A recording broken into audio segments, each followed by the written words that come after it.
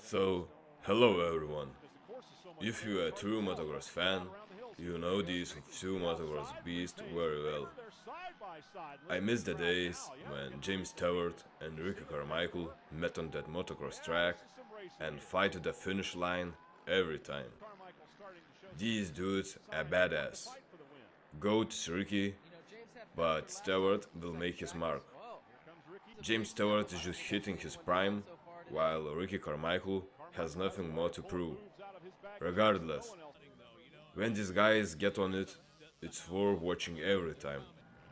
So, sit back, grab some popcorn, and let's watch.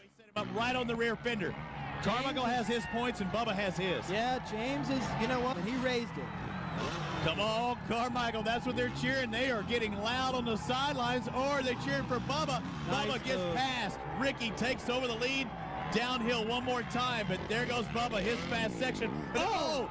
Lands on the back of Carmichael.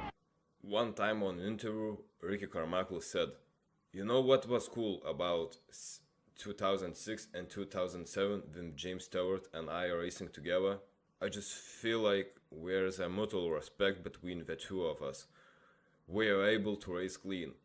We are able to race hard. But it was good, fun racing. That respect level was so high. It was fun to be part of it."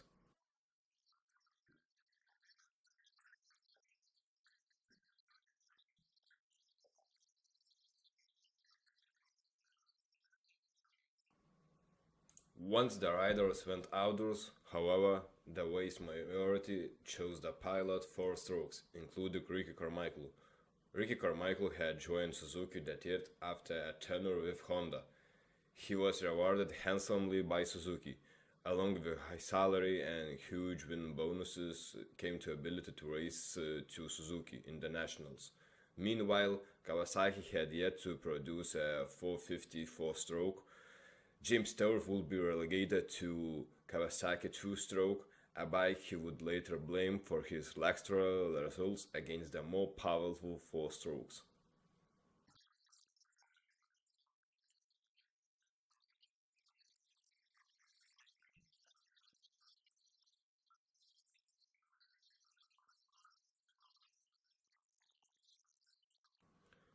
Ever since James Stewart entered the 450 class in 2005, at that time called the 250 class, the Floridian had a bullseye on his back.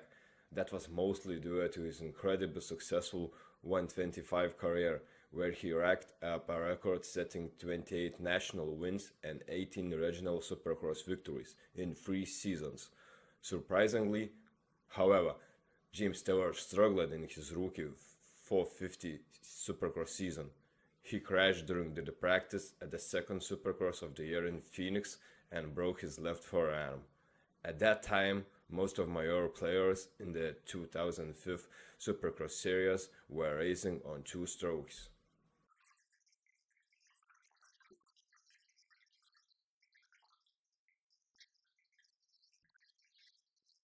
A lot of patience, didn't panic when he went down, but got the wheel on him maybe. In fact, James Stewart didn't steal a single moto victory from the defending 450 champion Ricky Carmichael, won 22 of 24 motos, losing only the first moto at Southwick to Chad Reed and the first moto at Unadilla to Kevin Windham.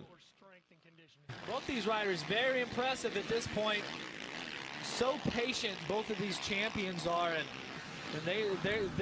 they've raced each other so close so many years. The Hangtown opener was a sign how a series will eventually play out. Ricky Carmichael dominated in both motos. Meanwhile, James Stewart struggled with the mysterious illness in his first 450 National. After finishing 6th in the first moto, Bubba pulled out of the second moto. However, James Stewart won his game at the next round in High Point.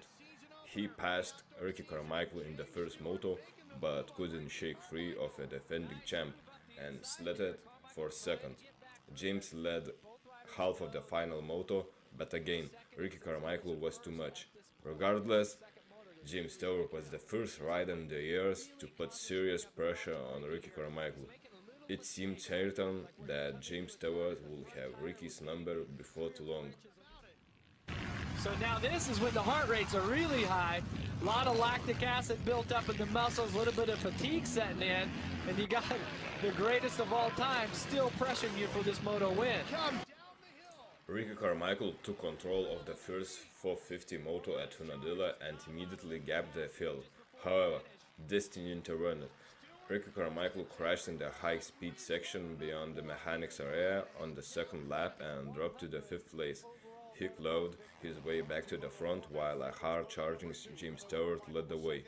It took 11 laps for Ricky to catch James.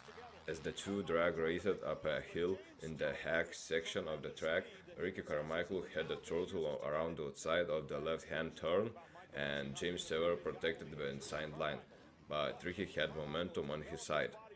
As they charged over the downhill sky jump, Ricky Carmichael edged himself in front of James Stewart. Then disaster struck. Over the next flyaway jump, Carmichael drifted to the middle of the track while James Stewart got inside. They lines covered and James landed on Ricky's back. Both riders slammed into ground and James Stewart got the worst of it as he lay unconscious on the edge of the track. Ricky Carmichael threw his hands up the Stewart in anger while running over to his bike. He pushed James Stewart's bike away from his and remounted as Kevin Windham rode by. Ricky settled for the second, and while James Stewart day was done. And really in terms of that 100th win as well. So we'll get back to that bit of action here as we continue to watch the race. Ricky Carmichael went on to win his 6th 450 national title, while James Stewart only raced one more national in 250 before bowing out.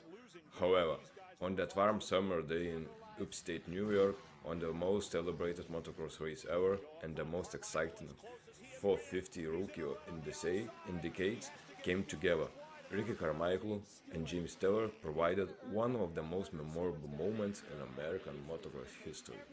And he's going to have to lay it all on the table, wheel to wheel and bumping each other here, but they are doing it very respectful with each other. And so James Stewart's not going to let Ricky Carmichael have anything. And you know, Ricky Carmichael is notable for winning the AMA 450 Motocross National Championship 7 times and the AMA Supercross Championship 450 class 5 times. His unrivaled success in the sport of motocross earned him the nickname the GOAT, standing the greatest of all time. He won 15 AMA championships, 10 in motocross and 5 in supercross, scored 150 wins and 102 in motocross and 48 in supercross. Had 2 perfect motocross seasons, was never beaten in 125 class supercross, and was a 5-time winner of the AMA's Rider of the Year award.